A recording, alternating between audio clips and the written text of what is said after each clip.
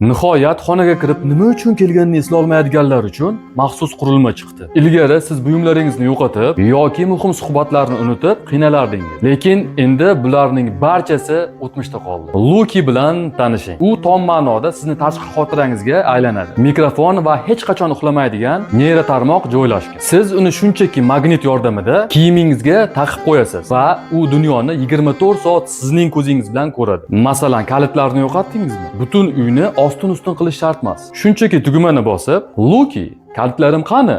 deb so'raysiz. U esa oxirgi marta ularni ovqatlanish stolida qoldirganding, hozir paketdagida turibdi deb javob beradi.